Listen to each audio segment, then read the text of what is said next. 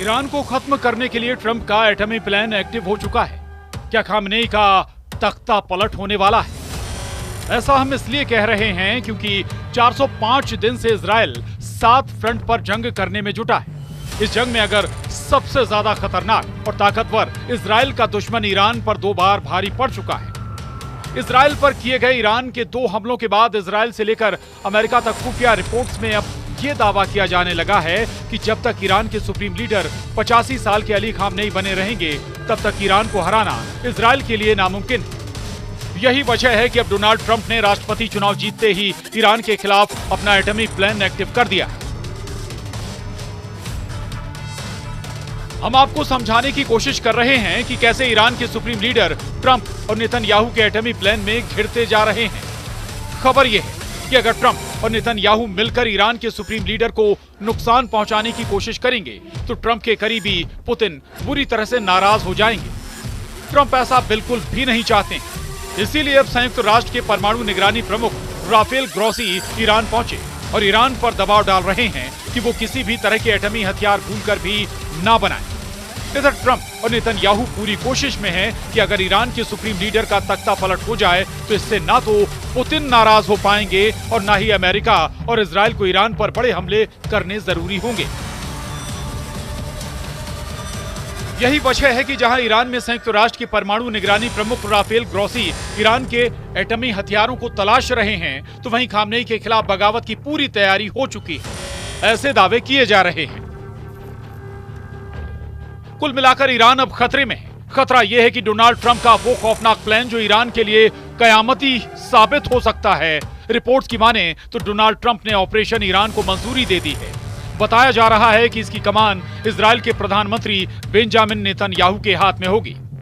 हमले के अलावा इस बार खामनेई के तख्ता पलट की भी चर्चा है। चुनाव के दौरान ट्रंप ने वादा किया था कि वो मिडिल ईस्ट में चल रहे युद्ध को खत्म करेंगे, लेकिन ऐसा होता नहीं दिख रहा है।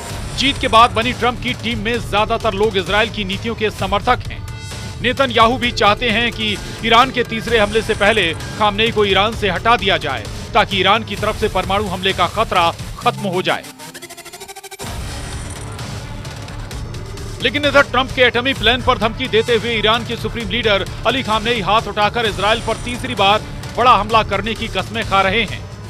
ईरान के छात्रों, टॉप कमांडरों, अफसरों के बीच एक बार फिर से इजराइल और अमेरिका को सीधी धमकी देते हुए दिखाई दिए।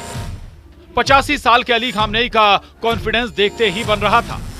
सख्त तेवरों के साथ खामनेई ने 2 टूक कहा है कि ईरान, इजराइल और उसका साथ देने वाले अमेरिका के ठिकानों पर हमला जरूर करेगा और इस हमले को दुनिया की कोई भी ताकत रोक नहीं पाएगी। ईरान के सैन्य ठिकानों और 5 नागरिक इजरायली हमले में मारे गए हैं और अब ईरान पर हमले की बारी है। खामनेई ने धमकी देते हुए साफ साफ कहा है कि ईरान इजराइल पर तीसरा बड़ा हमला करने जा रहा है।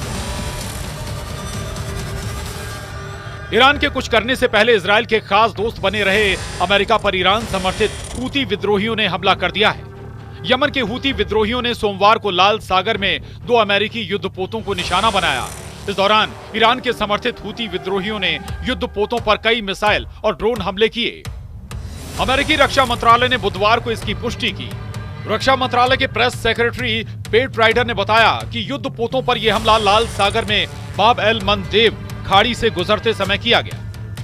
मंत्रालय ने बताया कि यूएसएस स्टॉकडेल और यूएसएस स्प्रुअन्स पर हुए इस हमले को नाकाम कर दिया गया।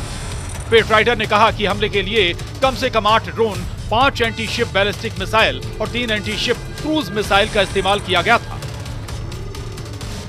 इजराइल 7 अक्टूबर से ही गाजा पर हमला कर रहा है। इसके जवाब में हूती विद्रोही समंदर में इजराइल के सहयोगी देशों के जहाजों को निशाना बना रहे हैं। CNN के मुताबिक अब तक हूती विद्रोही समंदर में 100 से ज्यादा जहाजों पर हमले कर चुके हैं। वहीं अब तक 2 जहाजों को डुबा चुके हैं। इसमें 4 लोगों की मौत हो गई थी।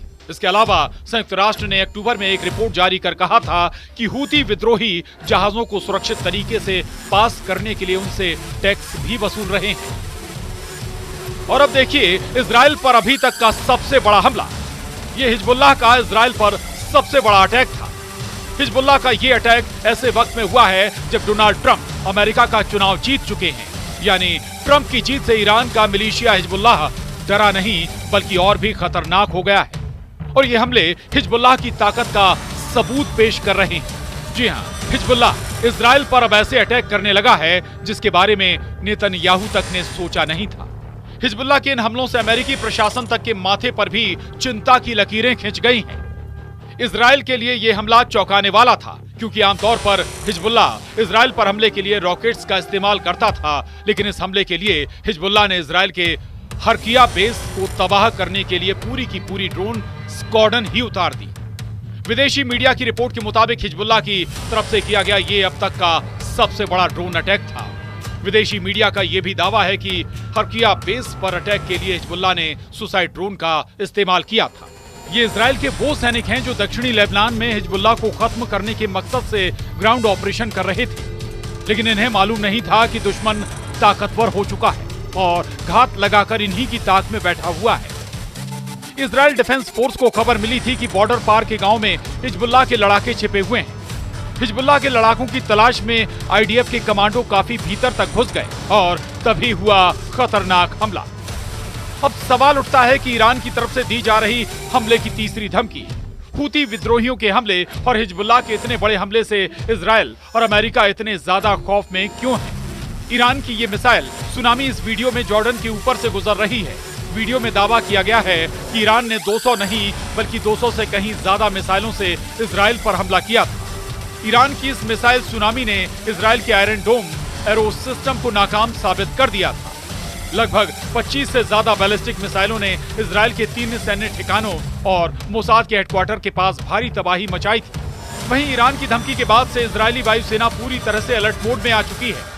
खबरों के मुताबिक लगभग 200 लड़ाकू विमान इजराइल के तैयार हो चुके हैं, जो ईरान के हवाई हमलों से मुकाबला करेंगे और ईरान के हमले के तुरंत बाद हमला करेंगे। ऐसा कहा जा रहा है कि इस बार अगर ईरान तीसरी बार इजराइल पर बड़ा हमला करता है तो इजरायली वायुसेना ईरान पर हमला करने में जरा भी देरी नहीं लगाएगी। पिछली बार इजराइल 1 अक्टूबर का बदला ईरान से 25 दिन बाद 26 अक्टूबर को ले पाया था, लेकिन इस बार कहा जा रहा है कि इजरायली वायुसेना हमला होते ही ईरान पर बहुत बड़ा हमला करेगा।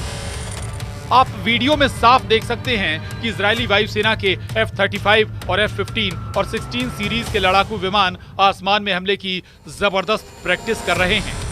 इजरायली वायुसेना ने अपने सबसे घातक और एडवांस लड़ाकू विमानों से दोबारा हमले की तैयारी कर रही है। अब ऐसे हालात में क्या ट्रंप ईरान पर सीधा हमला करेंगे या वाकई में नेतन्याहू और ट्रंप ईरान को हरा पाएंगे?